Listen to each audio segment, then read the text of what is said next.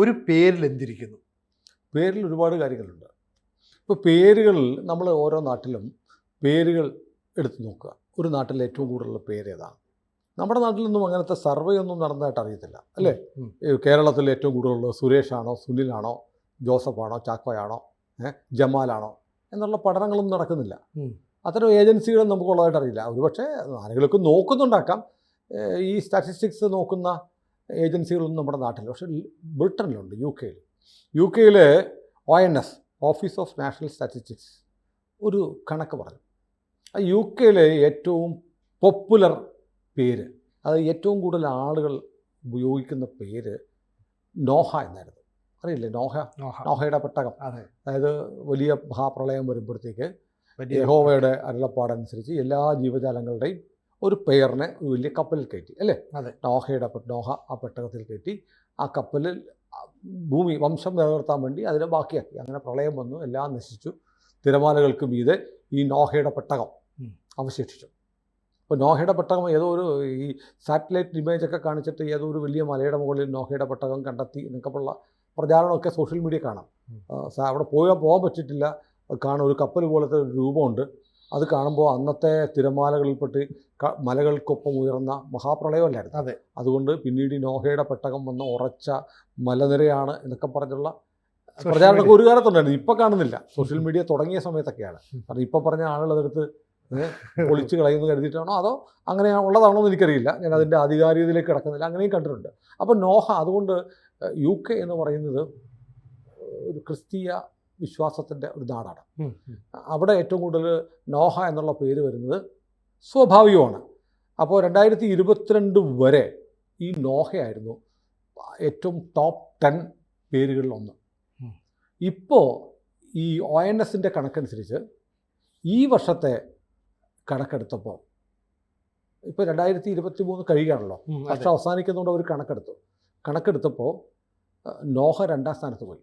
2023 ജനിച്ച 4382 കുട്ടികൾക്ക് മാത്രമേ നോഹ എന്ന പേരുള്ളൂ. ഈ കണക്കെടുത്തിരിക്കുന്നത് 10 റീജിയനുകളുണ്ട്. 10 റീജിയനുകളിൽ കണക്കെടുത്തപ്പോൾ 4 റീജിയനുകളിലും നോഹ പുറകിലേക്ക് പോയി. പകരം മുന്നിലേക്ക് വന്നിരിക്കുന്ന പേര് 4661 പേര്, ജനിച്ച പുതിയ കുഞ്ഞുങ്ങൾ. 4382 നോഹ ഉണ്ടായിരുന്നപ്പോൾ 4661 പേര് മുഹമ്മദാണ്. അത് നോർത്ത് ആൻഡ് വെസ്റ്റ് മിഡ്ലാൻഡ്സിലും ലണ്ടനിലും, ശ്രദ്ധിക്കണം, ലണ്ടൻ ഉൾപ്പെടെയുള്ള സ്ഥലങ്ങളിൽ ഏറ്റവും കൂടുതൽ പോപ്പുലർ ആയിട്ടുള്ള, ലണ്ടൻ ഏറ്റവും പ്രിയപ്പെട്ട പേര് ഇപ്പോൾ നോഹയല്ല, മുഹമ്മദാണ്. ഈ കണക്ക് തീർന്നില്ല. മൊത്തത്തിലെടുത്തപ്പോൾ ആദ്യത്തെ 10 ആണ്. ആദ്യത്തെ 100 എടുക്കുമ്പോൾ 28ാം സ്ഥാനം മുഹമ്മദാണ്. ഒരു സ്പെല്ലിംഗ് വ്യത്യാസമാണ്. MOHAMMED, മുഹമ്മദ് എന്ന് പറയുന്നത്. മറ്റത് മുഹമ്മദ്, MU. ഇത് MOHAMMED, മുഹമ്മദ് എന്ന് പറയുന്നത് 28ാം സ്ഥാനം, 28ാമത്തെ പോപ്പുലർ നെയിമാണ്. ഇനി MOHAMMAD, മുഹമ്മദ് എന്ന് പറയുന്നതിന് 68ാം സ്ഥാനമുണ്ട്. അപ്പോൾ 1ാം സ്ഥാനം, 28ാം സ്ഥാനം, 68ാം സ്ഥാനം മുഹമ്മദ് എന്ന പേരിൻ്റെ വ്യത്യസ്തമായ സ്പെല്ലിംഗ് ഉള്ള 3 പേരുകളാണ്. അപ്പോൾ ഏറ്റവും പോപ്പുലർ നാമമായിട്ട് ലണ്ടനിൽ ഉൾപ്പെടെ മുഹമ്മദ് എന്നുള്ള പേര് മാറുകയാണ്. ഡെമോഗ്രാഫിയിൽ വരുന്നൊരു വ്യത്യാസമാണ്. ഇപ്പോൾ നമ്മൾ ഈ ലണ്ടനെ കുറിച്ച് പറയുമ്പോൾ, UK കുറിച്ച് പറയുമ്പോൾ ഒരു ക്രിസ്തീയ സഭയുടെ ഒരു പ്രധാനപ്പെട്ട സ്ഥലമാണ്. അവിടെ Canterbury archbishop and Lambeth കൊട്ടാരത്തിലാണ് കാൻറ്റർബറി ആർച്ച് ബിഷപ്പ് താമസിക്കുന്നത്. അതായത് ഈസ്റ്റ് കൗണ്ടിയുടെ കീഴിലാണ് ഈ കാൻറ്റർബറി ആർച്ച് ബിഷപ്പിൻ്റെ മേഖല. അതായത് അത് ഈ ആംഗ്ലിക്കൻ കമ്മ്യൂണിക്കേഷൻ്റെ ലോകത്തെ തലവനാണ് കാൻറ്റർബറി ആർച്ച് ബിഷപ്പ്. അതുകൂടാതെ ക്രിസ്ത്യാനികളുടെയും ജൂതന്മാരുടെ ഒരു കൗൺസിലുണ്ട്. അതിൻ്റെ ചെയർമാനും കാൻറ്റർബറി ആർച്ച് ബിഷപ്പാണ്. ഒരുപാട് ലണ്ടനിലെ, UK ലണ്ടനിലെ അല്ല, ബ്രിട്ടനിലെ ഒരുപാട് സ്ഥാപനങ്ങളുടെയൊക്കെ തലവൻ കാൻറ്റർബറി സർവകലാശാലകൾ ഉൾപ്പെടെ പലതിൻ്റെയും തലവൻ കാൻറ്റർബറി ആർച്ച് ബിഷപ്പാണ്. ബ്രിട്ടീഷ് രാജാവിൻ്റെ കിരീടധാരണ ചടങ്ങിന് മേൽനോട്ടം വഹിക്കുന്നത് കാൻറ്റർബറി ആർച്ച് ബിഷപ്പാണ്. ലാവത്ത് കൊട്ടാരത്തിലാണ്. ഇപ്പോഴത്തെ കാൻറ്റർബറി ആർച്ച് ബിഷപ്പിൻ്റെ പേര് ജസ്റ്റിൻ വെൽബി എന്നാണ്. അദ്ദേഹം 105ാമത്തെ കാൻറ്റർബറി ആർച്ച് ബിഷപ്പാണ്.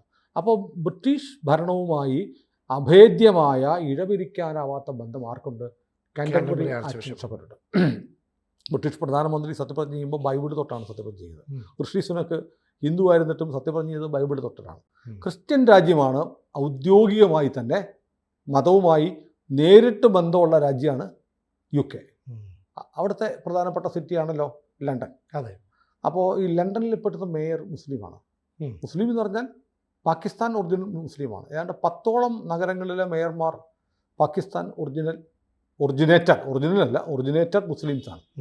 അപ്പോൾ ഇത് UK വല്ലാതെ മുസ്ലിം ജനസംഖ്യ കൂടുന്നുണ്ട് എന്നുള്ളത് എല്ലാവർക്കും അറിയാം. അവിടെ പലയിടത്തും വന്നിട്ട് UK പാർക്കുകളിലെ പ്രതിമകൾ നശിപ്പിക്കുന്നു. മുസ്ലിം ജനങ്ങൾക്ക് ഭൂരിപക്ഷമുള്ള സ്ഥലത്ത് നമുക്കറിയാം പ്രതിമകളെയൊക്കെ അങ്ങനെ ഇസ്ലാമിക വിശ്വാസപ്രകാരം പ്രതിമകൾ സ്വീകാര്യമല്ല. അഫ്ഗാനിസ്ഥാനിൽ ബുദ്ധപ്രതിമകൾ തകർത്തു. നമ്മുടെ മലപ്പുറത്ത് പോലും ഭാഷാപിതാവായ എഴുത്തച്ഛൻ്റെ പ്രതിമ ഇന്നുവരെ സ്ഥാപിക്കാൻ പറ്റിയിട്ടില്ല. അതിനു പകരം തുഞ്ചൻ പറമ്പിൽ വെച്ചിരിക്കുന്നത് തുഞ്ചൻ പറമ്പിൽ മലയാള സർവകലാശാല ഇരിക്കുന്ന തുഞ്ചത്ത് എഴുത്തച്ഛൻ്റെ ജന്മസ്ഥലമായ ആ ഭൂമിയിൽ പോലും എഴുത്തച്ഛൻ്റെ പ്രതിമയില്ല. പകരം ശാരിക പൈതലിൻ്റെ കിളിയുടെ പ്രതിമയാണ് വെച്ചിരിക്കുന്നത്. ഒരുപാട് തവണ ശ്രമിച്ചിരുന്നു എഴുത്തച്ഛൻ്റെ പ്രതിമ അവിടെ സ്ഥാപിക്കാൻ, പക്ഷേ നടന്നില്ല. അപ്പോൾ ഇതൊരു വലിയ വൈരുദ്ധ്യമാണ്. അപ്പോൾ പ്രതിമകൾ തകർക്കുക എന്നുള്ളത് പ്രതിമകൾ വേണ്ട, അത് ഇസ്ലാമിക വിശ്വാസത്തിൻ്റെ ഒരു ഭാഗമാണ് എന്നാണ് ഞാൻ കേട്ടിട്ടുള്ളത്. അതുകൊണ്ടാണ് ഇതൊക്കെ പറ്റാത്തത്. അപ്പോൾ ലണ്ടനിലൊക്കെ നമ്മൾ വീഡിയോസ് ഉണ്ടായിരുന്നു, വന്നിട്ട് ആളുകൾ അല്ലാഹു അക്ബർ വിളിച്ച് തക്ബീർ വിളിച്ചിട്ട് പ്രതിമകളൊക്കെ തല്ലി പൊട്ടിക്കുന്നു. അങ്ങനെ ഈ മാഞ്ചസ്റ്ററിലൊരു വാർത്ത നമ്മൾ നേരത്തെ ചർച്ച ചെയ്തതാണ്. മാഞ്ചസ്റ്ററിൽ മുസ്ലിം ഭൂരിപക്ഷമുള്ള സ്ഥലത്ത് ഈ വീടുകളിൽ പോയിട്ട് ലഘുലേഖകൾ വിതരണം ചെയ്യുന്നു. നിങ്ങൾ പട്ടി ഹറാമായതുകൊണ്ട് പട്ടിയുമായി പുറത്തിറങ്ങരുത്. ഓർക്കുന്നില്ലേ?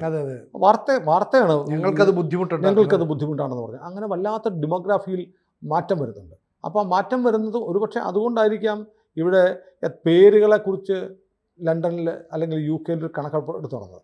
അപ്പോൾ അവിടുത്തെ ആളുകൾ തിരിച്ചറിയുന്നുണ്ട്. ഈയിടെ ഒരു വംശീയ കലാപം ഉണ്ടായി. ഒരു നഴ്സറി സ്കൂളിൽ ഒരു കൊലപാതകം നടന്നപ്പോൾ അത് മുസ്ലിങ്ങൾ കൊന്നതാണെന്നുള്ള കിംവദന്തി പ്രചരിക്കുകയും വലിയ തോതിൽ മുസ്ലിമുകളുടെ കടകൾക്കും സ്ഥാപനങ്ങൾക്കും നേരെ ആക്രമണം ഉണ്ടായി. പിന്നീട് അത് അങ്ങനെയെല്ലാം തെളിയിക്കപ്പെട്ടു.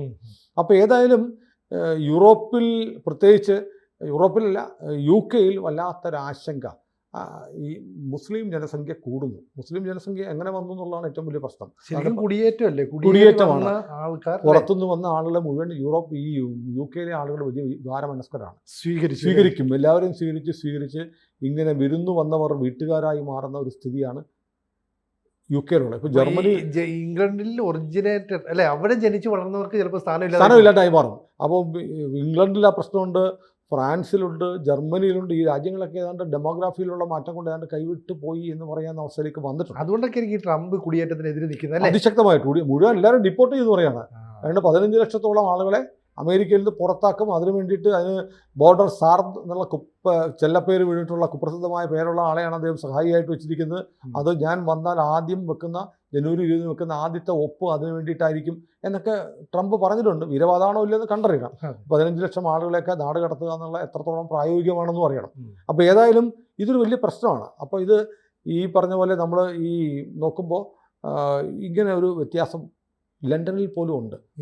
ബർത്ത് റേറ്റിൽ ഉണ്ടാകുന്ന വ്യത്യാസം. അപ്പം ഈ പറഞ്ഞ പോലെ 477 വ്യത്യാസമാണ് മുഹമ്മദും നോഹയും തമ്മിലുള്ളത്. 3-ാം സ്ഥാനത്ത് ഒലിവർ ആണെന്ന പേരാണ്. ഈ പെൺകുട്ടികളുടെ പേര് സംബന്ധിച്ചും അവിടെ പറയുന്നുണ്ട്. അതായത് ഒലീവിയ എന്ന പേരാണ് അവിടെ ഏറ്റവും കൂടുതലുള്ള പേര്. പിന്നെ അതിൻ്റെ കൂടെ 2022 വരെ മാറ്റം ഉണ്ടായിരുന്നില്ല. 2026 വരെ ഒന്നാമത്തെ പേര് ഒലിവിയ ആയിരുന്നു. അതിപ്പോൾ വന്നിട്ട് അമേലിയ, ഇസ്ല എന്ന പേരുകളാണ് ഏറ്റവും കൂടുതലുള്ളത്. അമേലിയ ആൻഡ് ഇസ്ല, ഇതാണ് പെൺകുട്ടികൾക്ക് ഏറ്റവും കൂടുതൽ ഉണ്ടാകുന്ന പേര്. പണ്ടൊക്കെ ആണെങ്കിൽ ഈ ബാർബി എന്നുള്ള പേരൊക്കെ ഉണ്ടായിരുന്നല്ലോ. ഇപ്പോൾ സമീപകാലത്തിൽ പുതിയ പേരവിടെ ഉണ്ടായി വരുന്നത് കൗതുകരത്തോടെ ONSൻ്റെ കടക്കി പറഞ്ഞത്. ഇപ്പോൾ ഓപ്പൺ ഹൈമർ സിനിമയൊക്കെ വന്നല്ലോ. ഓപ്പൺ ഹൈമർ അദ്ദേഹം വലിയ ജൂതന വംശജനാണ്. അദ്ദേഹത്തിൻ്റെ പ്രസിദ്ധിയും ബാർബി സിനിമയും വളരെ പോപ്പുലറായി. അതുകൊണ്ട് പുതിയൊരു പേര് ഇപ്പോൾ ഉണ്ടായി വരുന്നു. അങ്ങനത്തെ പേരുകൾ ഒരുപാട് ഉള്ളതായിട്ട് ഈ സർവേ ONSൻ്റെ സർവേ പറഞ്ഞത്. അതായത് ബാർബി, ഓപ്പൺ ഹൈമർ സിനിമകളുടെ പേര് ചേർത്തിട്ട് ബാർബൻ ഹൈമർ എന്നുള്ള പുതിയ പേര് ഒരുപാട് പെൺകുട്ടികൾക്ക് ഇടുന്നു. പക്ഷേ ഈ പറഞ്ഞ പോലെ ഈ അവിടുത്തെ ഈ രാജകുടുംബവുമായി ബന്ധപ്പെട്ട ബ്രിട്ടീഷ് രാജകുടുംബവുമായി ബന്ധപ്പെട്ടവർ കാമില, മീഹാൻ, ഹാരി രാജകുമാരൻ്റെ പേരാണല്ലോ. ഈ പേരുകൾ വല്ലാതെ കുറയുകയാണ്. അപ്പം ബ്രിട്ടീഷ് രാജവംശത്തോടെ ആരാധകരുടെ എണ്ണം കുറയുന്നു എന്നതാണ്. കാമില, മീഗാൻ, ഹാരി തുടങ്ങിയ പേരുകൾ കുറയുന്നു. പകരം പുതുതായിട്ട് വരുന്ന പേരുകൾ ശ്രദ്ധിക്കണം. ഏറ്റവും കൂടുതൽ പുതുതായി ആളുകൾ ഓപ്റ്റ് ചെയ്യുന്ന പേര് ഇസ്ല എന്ന് പെൺകുട്ടികൾക്ക് പറഞ്ഞതുപോലെ പസ്ലാം എന്ന പേര് പോപ്പുലറായി വരുന്നുണ്ട്. പിന്നെയുള്ള റീഗൻ എന്നുള്ള പേരാണ്. പിന്നിപ്പോൾ അത് ഒരു പക്ഷേ ഈ മുസ്ലിം ജനസംഖ്യയിലുണ്ടാവുന്ന വിശ്വാസം കൂടിയത് കൊണ്ടാണോ എന്നറിയില്ല, വേറൊരു പേര് യാഥാസ്ഥിതിക ക്രൈസ്തവർക്കിടയിൽ സെയിൻറ്റ് എന്നുള്ള പേര് വരുന്നുണ്ട്. വിശുദ്ധൻ. അതും ഒരു സെയിൻറ്റ് എന്നുള്ള പേര് നമ്മൾ കേട്ടിട്ടില്ല അല്ലേ അധികം. അപ്പം അതുകൊണ്ട് ഈ ഹാർഡ് കോർ കടുത്ത മുസ്ലിം ക്രിസ്ത്യൻ വിശ്വാസികൾ മക്കൾക്ക് സെയിൻറ്റ് എന്ന് പേരിടുന്നുണ്ട്. അപ്പോൾ അത് ഒരു പൊളിറ്റിക്കലി ഉണ്ടാവുന്ന ഒരു സംഭവമാണ്. മതപരമായ ഒരു അവിടെ നിങ്ങൾ പസ്ലാമെന്നോ അല്ലെങ്കിൽ മുഹമ്മദോ ഇടുമ്പോൾ ഞാൻ എൻ്റെ മക്കൾക്ക് സെയിൻ്റ് എന്നിടും.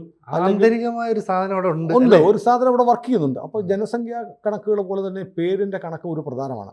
അപ്പോൾ ലണ്ടനിൽ ഏറ്റവും പ്രിയപ്പെട്ട പേര് ഇപ്പോൾ നോഹയല്ല, മുഹമ്മദാണ്. ലണ്ടൻ്റെ പ്രിയപ്പെട്ടവൻ മുഹമ്മദാണ്. കൂടുതൽ വാർത്തകളും വിശേഷങ്ങളും നിങ്ങളിലേക്ക് എത്താൻ ABC മലയാളം സബ്സ്ക്രൈബ് ചെയ്യുക, ബെൽബട്ടനും അമർത്തുക.